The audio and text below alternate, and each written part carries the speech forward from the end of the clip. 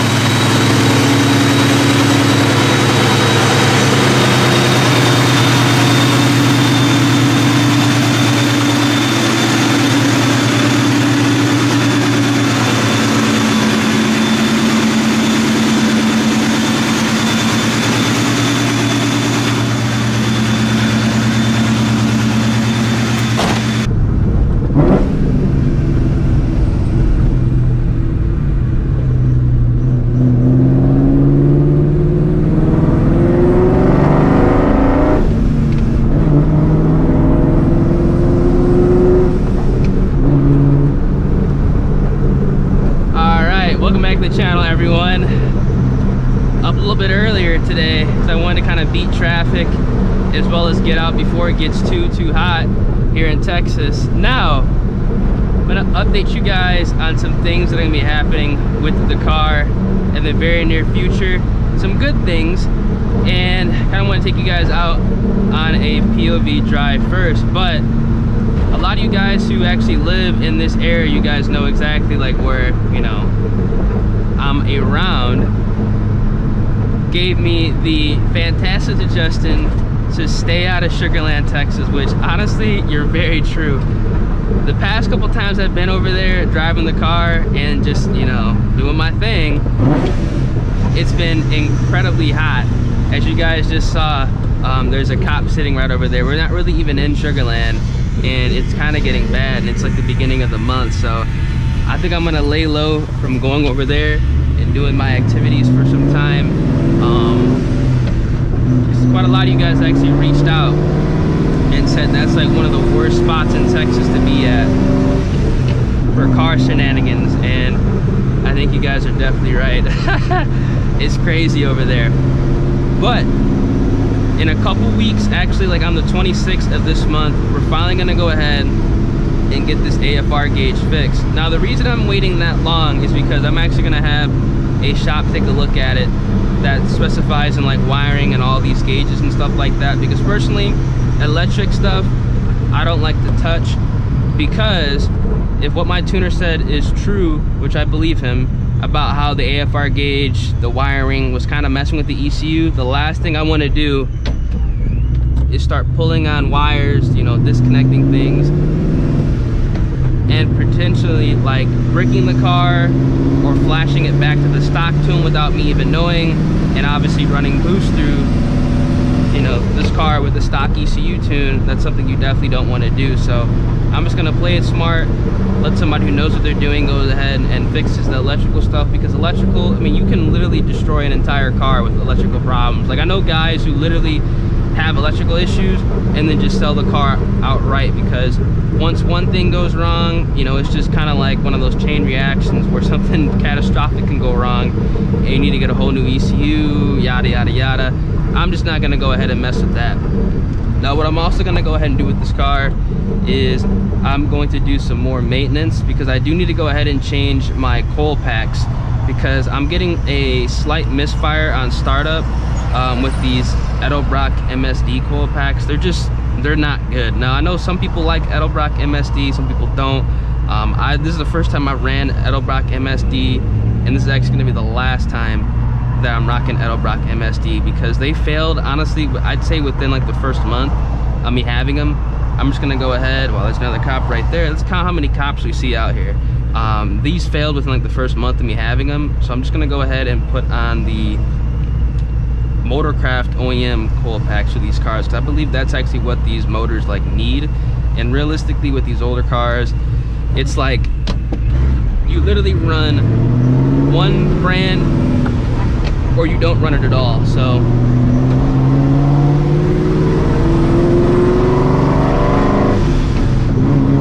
we're just gonna go ahead and swap for some Ford Motorcraft OEM cold packs. And I think I'm actually gonna go ahead and change my spark plugs again, just to do so, as some more maintenance, even though these spark plugs have like quite literally less than, I'd say, 3 months on them.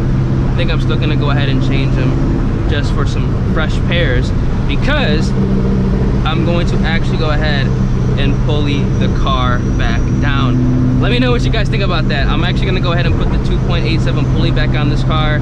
I'm on the 3.1 pulley. The tune that's on the car right now is actually set for the 2.87 pulley.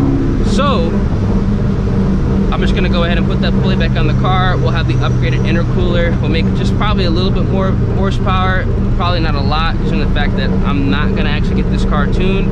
And the reason I'm not gonna get this car tuned is my motor is almost done. So it doesn't really make sense for me to go ahead and pay the money for the tune on a setup that I don't really care about chasing time for. But at the same time, it's just like, I already have the other pulley. The car's already tuned for the other pulley. Why not go ahead and just put the boost back with the car, have the upgraded intercooler. It might run a little bit warmer, but at the same time, I don't really take this car out during the day. Only time I take this car out during the day is to record a video for you guys, because I don't like to record at night all the time. So I'm gonna go ahead and put the smaller pulley back on this car and swap the belt to what the previous belt I had, because there actually was no belt slip at all with that belt. It was tight as hell. And the car made pretty decent power with that 2.87 with that CX Racing intercooler. So with this Treadstone cooler, with that 2.87 pulley, it should really wake it up, and it should be incredibly fun. Now, the reason I'm gonna go ahead and do all this at the same time is because obviously I'm not gonna pulley the car down with this AFR gauge the way it is. I need to make sure that this car is not running lean up top. It's not running lean when it's, you know, under wide open throttle. So if we're good to go, we're just gonna go ahead and enjoy the car with the 2.87 pulley until the motor is done. Because realistically, paying like 600 bucks for a tune, and then look at all these leaves, paying 600 bucks for a tune, and then literally like 2-3 months later, when everything's said and done, this car is gonna have to get tuned again with the brand new setup, which I honestly cannot wait for. Just cannot wait for it. The only things I'm waiting on for the motor is the crankshaft as well as the pistons. Now I'm gonna get up to a spot real quick so I can kind of tell you guys everything that's gonna be inside the motor. I will actually make a detailed video because there's actually so much stuff that I actually kind of forgot. The specs, you know, to a T, especially the cam degrees and lopes and all that stuff. So I want to make a video kind of explaining everything that's going into the built motor that's not in the car right now. A lot of people think that motor's in the car right now. That built motor is not in this car right now. If this car had the built motor in it right now, it would not be making 400 something wheel horsepower. We'd have this thing turned up to like 600 plus at first. So I want you guys to understand that this car has a stock motor in it right now. It's not built. I know a lot of people think it's built for some reason. This is the stock motor. Stock, sealed, unopened, 4.6 liter 2 valve in this car right now.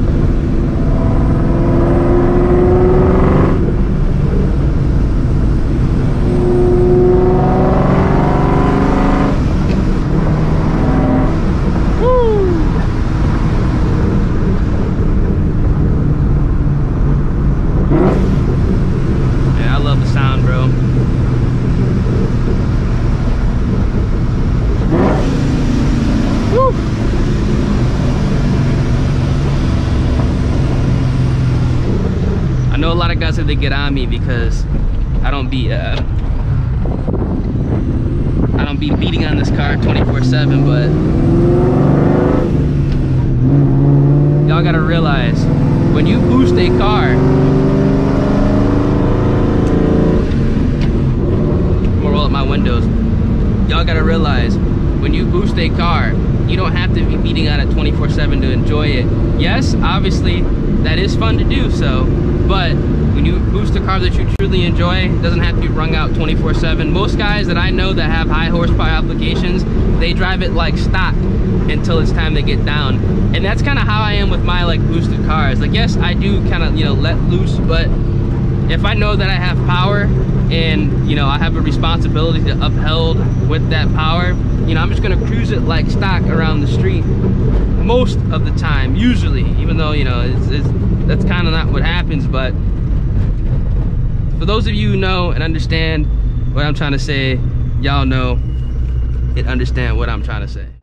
All right, guys, we finally made it to a spot. Now, I was actually gonna go to a completely different spot, but either the wind was so bad. I do apologize if you guys get a lot of wind noise. Yeah, I can't do anything about that. Literally, whenever I go out and record a video that's not a POV, it's always windy or something else is going on. Pull up to a different spot from this one, and a bunch of trucks started pulling up, so I had to leave. Finally found a decent area that I can kind of tell you guys what's going into the new motor. Now again, the motor in the car right now is 100% stock. It's a sealed, unopened 4.6 liter 2-valve iron block. Now, the new motor setup is gonna be still a 2-valve. I know some people were asking if I was gonna 5.0 swap this car. I did think about it, but I kind of want to stay true to the 2-valve and kind of see what numbers I could make with a built bottom end and boost. Now, the new setup is gonna be, like I said, a 2-valve 4.6 liter, but it's gonna be an aluminum block. We're not gonna run an iron block. We're gonna be switching to an aluminum block, and it's actually going to be sleeved. Now, originally I was not even planning on sleeving this block, but when you guys go ahead and do like these engine builds, especially builds to where, you know, you're trying to push 3-4 times as much horsepower than the stock motor can handle, it's better just to go all out and do everything right the first time, as opposed to have to do another engine rebuild, because this is something that honestly I don't plan on doing again, especially with the 2-valve. I'll be completely honest with you guys.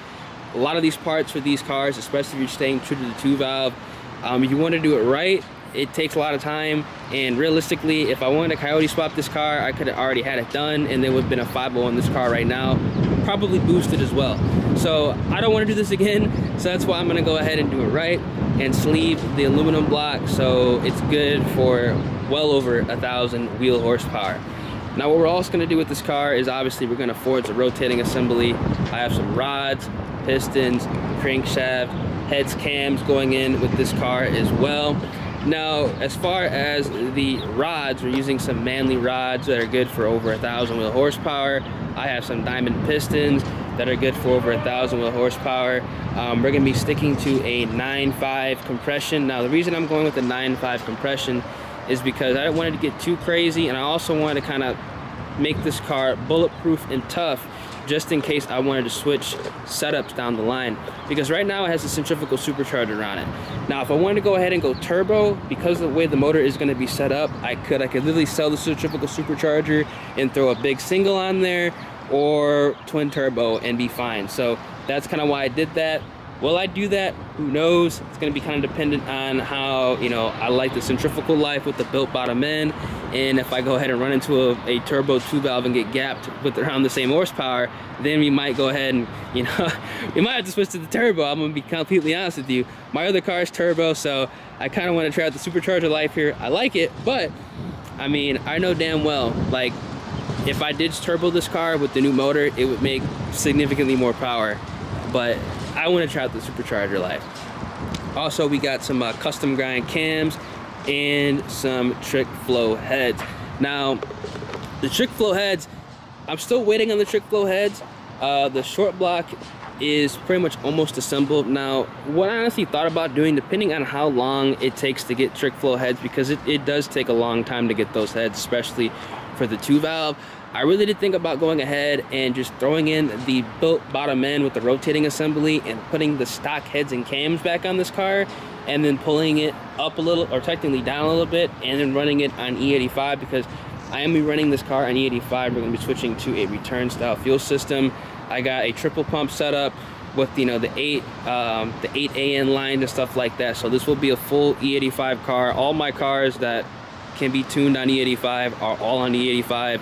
My FRS is on E85, and honestly, I can't stand that this car is on 93 still, so can't wait to go ahead and run E85 with the return style fuel system. But again, I am still kind of contemplating on reusing the stock heads cam setup with the built bottom end E85, depending on how everything, you know, goes and how long things take, because I do want to kind of get used to this car over the summer with the new setup, because realistically this car makes in the mid 450 wheel horsepower range right now. So it would be very foolish to go ahead and go from a 400 horsepower car to upwards of like an 800 horsepower car. Realistically, I don't think that's very smart to do. I kind of want to take it baby steps, not really, but you know, go from mid 450s to like, you know, 650, high 600, something like that. And then once I get used to it, jump over to, you know, the 800 plus range, and then, you know, obviously more and more as, you know, the setup evolves, maybe with the turbo or just pulling down even more with a different head unit. That's kind of what I want to do with this car, because the worst thing you can do is kind of, you know, throw a bunch of power at a car and not know how to drive it. Because realistically, I've never taken this car to the track yet. Definitely don't want to take it to the track when it's at over 800 wheel horsepower first time. Kind of want to get used to it, because I don't want to go up there with like an 800 horsepower 2-valve and run like an 11-second pass. I don't know what I'm doing. I mean, it could happen. I don't know if that's even possible, but I don't even want that to even be something that could happen to me personally, because that would be kind of embarrassing. I'm not gonna lie. That'd be a straight meme at that point. But that's kind of why I want to get used to the car first, and then, you know, gradually turn up the boost. I think that's the best way to do it. Now, as far as, you know, the remaining drivetrain goes, we'll be going ahead and swapping this with a T56. I don't plan on staying with the 5-speed transmission. Now, obviously at 650 wheel, I might just say fuck it and keep the 5-speed, but over the winter, if that is the route I decide to take and switch it to a T56, I will obviously do that once I do go ahead and go with the heads cams T56 setup, because 5-speed transmission with that much horsepower, yes, it can be done. You can get a built 5-speed, but realistically, the price of a built 5-speed, you can find a T56 swap for literally around the same price. It just makes sense to go ahead and do that, because it's overall, in my personal opinion, a better transmission, especially for what I'm trying to do with this car. So that's gonna be like pretty much the setup. The rear end, I'm gonna have to strip with the rear end as well, especially because I'm taking it to the strip. This is gonna be pretty much like a street and a strip car occasionally. I like to kind of build my cars for street and strip, but primarily street, because I like to drive my cars, I like to just cruise them, have fun. I obviously take them to Mexico and stuff like that. That's how I built the FRS, and that's kind of how I want to build up the Mustang as of right now. Obviously, you know, things can change. I could just decide just to go full race car, strip everything out the interior, and just keep it a straight drag car. But realistically, I don't see that happening with this car. Maybe with something else. I kind of just like having the idea of having a properly built and fast 2-valve that can get down on the street as well as the strip. And I think a lot of people can, you know, understand and respect that. But that's gonna be what's gonna be going on with this car. As far as the motor goes, again, I'll be making another video kind of explaining everything that, in detail, of what's going in this motor, and obviously what's gonna go in the rear end and whatnot. What else? But yeah, again, gonna be pulling this car back down. I'm gonna put it back on the 2.87 pulley. The car is technically tuned for that pulley with this Treadstone intercooler, so I'm gonna pulley that thing back down, put it back to where, you know, it relatively should be. Because right now, I don't really know how much horsepower it makes, because we changed the setup last minute. Wasn't able to get it tuned because of the AFR gauge. Now that's gonna be fixed. We're just gonna pulley it back down. There's really no reason to go ahead and spend the money to get it tuned again.